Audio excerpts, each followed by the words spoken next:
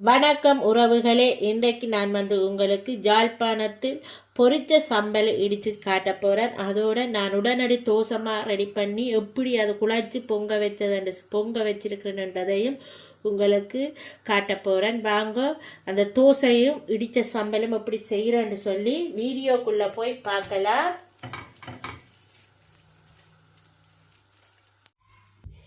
உங்களுக்கு நான் ஆல்ரெடி ஒரு வீடியோ போட்டிருப்பேன் பாருங்கள், என்னுடைய சேனலில் இருக்குது. உடனடி தோசைமா வீடியோ உண்டு. அந்த மாவில் தான் நான் தோசை குழச்சி வச்சுருக்கிறேன் பாருங்கள். இப்படி பொங்கி வந்திருக்கண்டி. இரவு குழச்சி வச்சிங்கன்னா விடிய சுடுறதுக்கு இப்படி வந்திருக்கண்டு பாருங்க. சூப்பராக வந்திருக்கு தோசைமா பொங்கி. இப்போ இந்த தோசைக்கு நான் ஒரு யாழ்ப்பாணத்தில் செய்த பொரிச்ச சம்பல் செய்ய போகிறேன். அதுக்கு தேவையான பொருட்கள் பார்ப்பேன். பார்த்தீங்களாண்டா ஃப்ரெஷ்ஷான கோகனட் தேங்காய் எடுத்து வச்சுருக்கேன். ஃப்ரெஷ்ஷான தேங்காய் திருவி எடுத்து வச்சுருக்கிறேன். செத்தல் மிளகாய் எடுத்துருக்கிறேன். மற்றது சின்ன வெங்காயம் கட் பண்ணி எடுத்து வச்சுருக்கிறேன். மற்றது கருவேப்பமில்லை. இப்போ இவ்வளவு தான் இந்த இடித்த சம்பலுக்கு தேவையான பொருட்கள், இடித்த சம்பலுக்கு தேவையான பொருட்கள். இப்போ வாங்க இந்த சம்பலுக்கு எப்படி இடிக்கிறேன்னு சொல்லி பார்க்கலாம். சம்பல் செய்கிறதுக்கு நான் முதல்ல அடுப்பில் ஒரு சட்டி வச்சுருக்கிறேன். இந்த சட்டியில் நான் தேங்காய் எண்ணெய் போடுறேன். என்னென்னா இந்த சம்பலுக்கு தேங்காய் எண்ணெயில் செய்தீங்கன்னா சூப்பராக இருக்கு. தேங்காய் எண்ணெய் இங்கே இப்படித்தான் இருக்கும். உருகி இந்த கட்டியாக தான் இருக்கும். கனிக்கு உருகி போய் இருக்கும். இப்போ இந்த எண்ணெய் நல்லா சூடுறதுக்கும்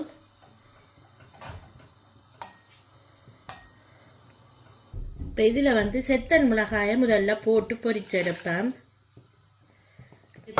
பாருங்க, இப்படியே அந்த அடுப்பை குறைஞ்ச தீயில் வச்சுட்டு செய்யுங்க. அந்த செத்த மிளகாய் பொரியவும் வேணும், கருகாமல் இருக்க வேணும். அதுக்காகத்தான் நான் அடுப்பை கொஞ்சம் தீயை குறைச்சி வச்சுட்டு ஆறுதலாக செய்கிறேன். பாருங்க,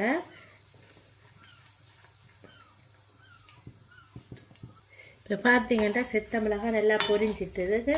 இப்போ நாங்கள் இது எடுப்போம். இப்போ இதில் நான் கொஞ்சமாக பெருஞ்சீரகம் போடுறேன்.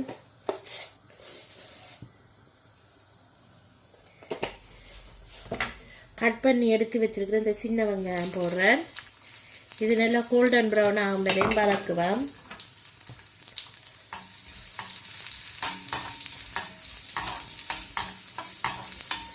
இப்போ பார்த்தீங்கன்னா தெரியும், வெங்காயம் நல்லா வதங்கிட்டுது. இப்போ நாங்கள் இந்த எடுத்து வச்சிருக்கிற கருவேப்பமில்லையே இதில் போடுவோம்.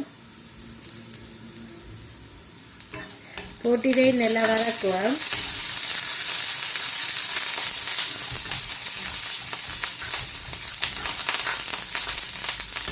இப்போ இந்த சம்பலுக்கான தாளிப்பு வதக்கல் ரெடி ஆயிட்டுது. இது இப்படி இருக்க நாங்கள் இப்போ சம்பல் எப்படி இடிக்கிறேன்னு பார்க்கலாம்.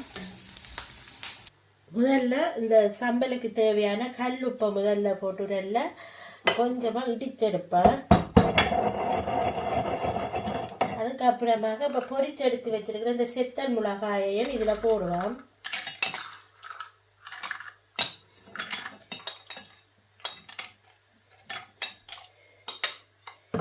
போட்டுட்டு இடிச்சிங்கன்னா டக்கண்டு சுகமாக இடிபடும். அதுக்காகத்தான் முதல்ல கொஞ்சமாக உப்பு போடுறது. என்னென்னு சொன்னால் டக்கண்டு செத்தல் மிளகாயும் இடிபடும். உப்பும் இடிபட்டுடும். இல்லாட்டி ஒன்றும் பாடிக்கமாக அங்கே இருக்கு உப்பு. கல் உப்பு போட்டு இடிங்க சம்பல். அப்போத்தான் நல்லா இருக்குன்னு டேஸ்டாகவும் இருக்கு. நான் உங்களுக்கு இந்த செத்தல் மிளகாயை நல்லா இடிச்சு போட்டு காட்டுறேன். இப்போ கொஞ்சமாக பச்சை வெங்காயம், அதில் சின்ன வெங்காயம் போடுறேன். போட்டுட்டு அதே முடிப்பேன். இப்போ நல்லா இடிபட்டுட்டது. நான் இப்போ தேங்காய் பூவை போடுறேன்.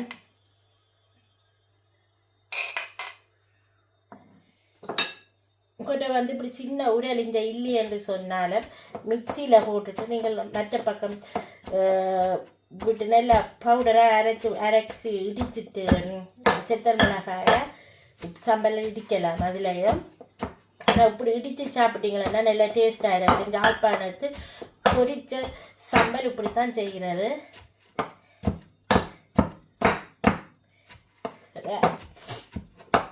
பார்த்தீங்கன்னா தெரியும் உங்களுக்கு, நல்லா இடிபடுறது பாருங்க.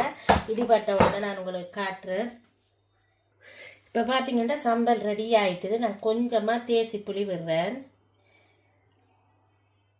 பழப்புளி விரும்பினீங்க பழப்புளி விடலாம், தேசி புளி விரும்பினாக்க தேசி புளி விடலாம். இப்போ நான் விட்டுட்டு இதை நல்லா இடித்து எடுக்க போகிறேன். இடித்து எடுத்துட்டு உங்களுக்கு காட்டுறேன் பாருங்க.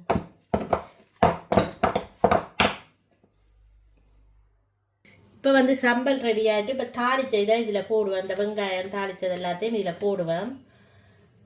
போட்டுட்டு இதை நல்லா மிக்ஸ் பண்ணி கொடுங்க.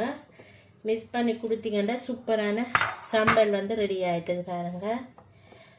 யாழ்ப்பாணத்து பொரித்த சம்பல் ரெடி ஆகிட்டது. நீங்களும் இதே மாதிரி தோசைக்கு செய்து பாருங்கள். தோசைக்கு இடியப்பத்துக்கெல்லாம் சூப்பராக இருக்கும் இந்த சம்பல்.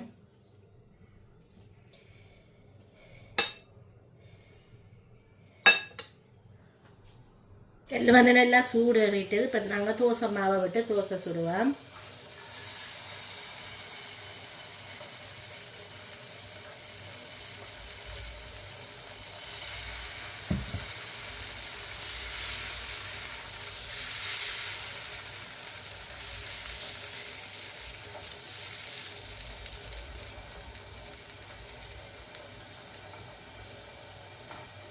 நான் வந்து நெய் தான் விட போகிறேன். நீங்கள் எண்ணெய் இருந்தால் எண்ணெய், நல்லெண்ணெய் இல்லை தேங்காய் எண்ணெய் எதுவாக இருந்தாலும் நீங்கள் விட்டு சுடலாம். நான் வந்து நெய் விடுறேன்.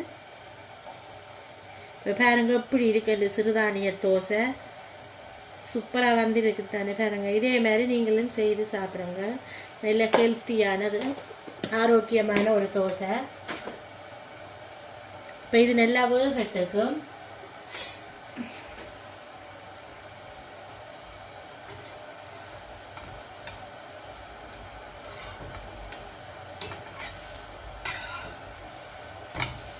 நான் மெட்ட பக்கம் திருப்பி போட்டிருக்கிறேன்.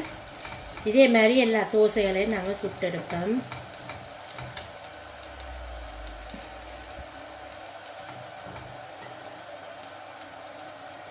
இப்போ பார்த்தீங்கன்னா உங்களுக்கு தெரியும் சம்பளம் தோசையும் ரெடி ஆகிட்டுது.